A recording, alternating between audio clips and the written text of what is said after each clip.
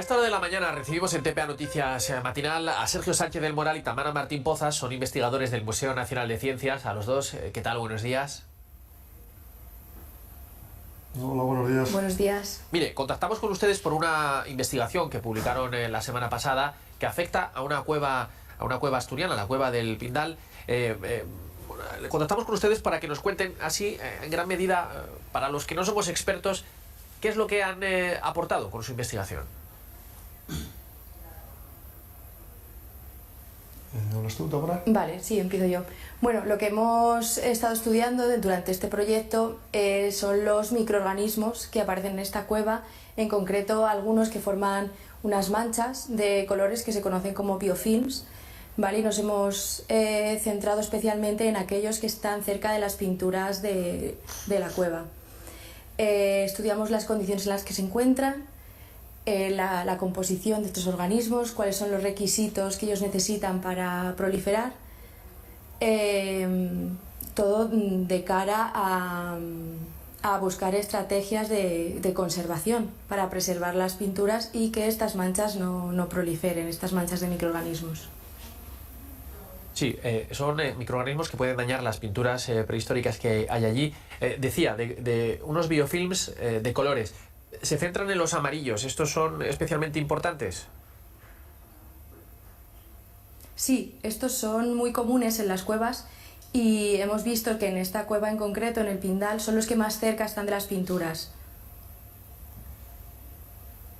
¿Y qué medidas proponen para combatir los efectos de estos microorganismos en los grabados de las cuevas? Pues lo que hemos visto nosotros es que hay dos factores ambientales que favorecen su crecimiento. Los procesos de condensación es uno y el levantamiento de partículas del suelo, ya sea por procesos naturales o mediados por las visitas turísticas, pues estos procesos son los que favorecen la proliferación de los microorganismos. Entonces, desde aquí pues sería necesario proponer estrategias de conservación para evitar que se produzcan estos procesos de condensación y el levantamiento de las partículas del suelo. Sí, entonces, yo les escucho y habiendo leído un poco el estudio, una de las medidas son colocar rejillas. ¿Cómo serían estas rejillas? Entiendo, ¿se colocarían donde están las pinturas o cómo funcionarían? Bueno, las medidas que se proponen es siempre intentar quitar los factores que hacen crecer los microorganismos. La instalación de rejillas lo que hace es disminuir el levantamiento de partículas, porque esas partículas que vienen del suelo, lo que hemos visto, o de los sedimentos que hay en la cueva, contienen muchos microorganismos. Esos microorganismos flotan y se pueden situar cerca de los paneles. En las zonas de máximo tránsito, lo mejor es impedir ese movimiento de partículas y, en el caso de conseguirlo, realizar algunas instalaciones de paneles que disminuyeran los procesos de condensación que afectan directamente a las pinturas. No, entiendo que estas son medidas sencillas, en realidad sí. Sí, entiendo que las rejillas irían en el suelo. Sí,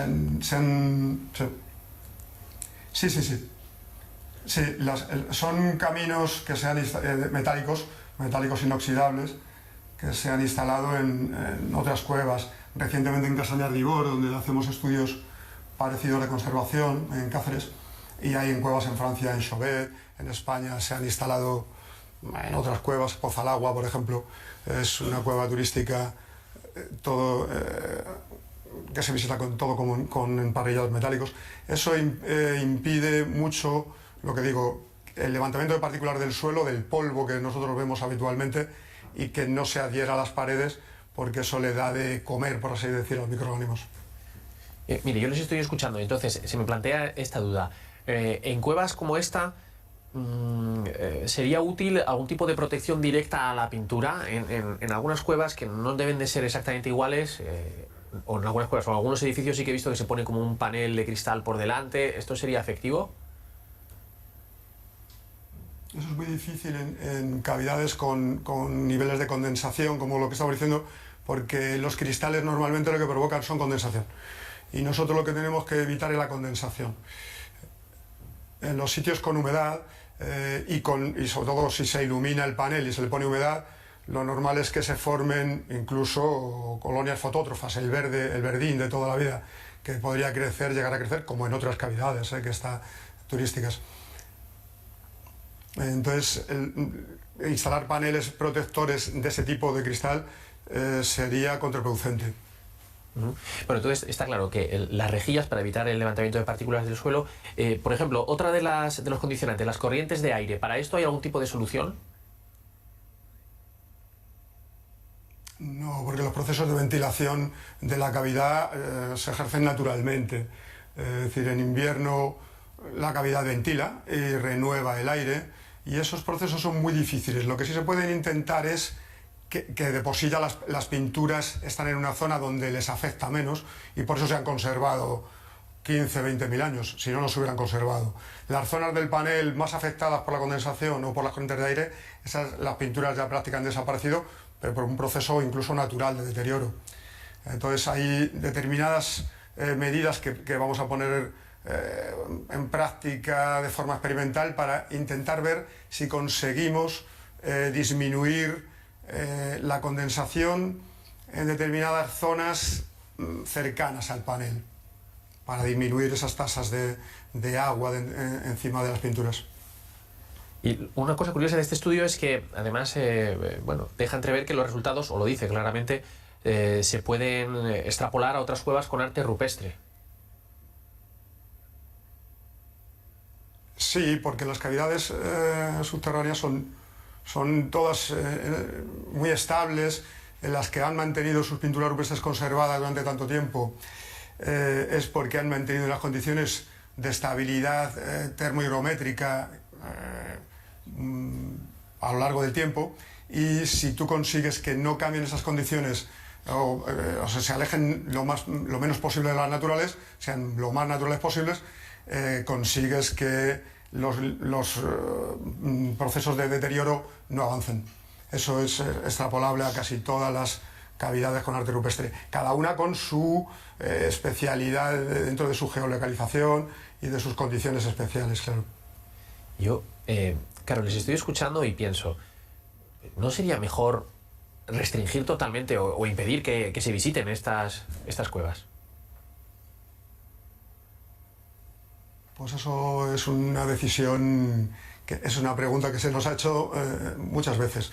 Nosotros ya trabajamos muchos años en la Cueva de Altamira y esa pregunta nos la hacían continuamente.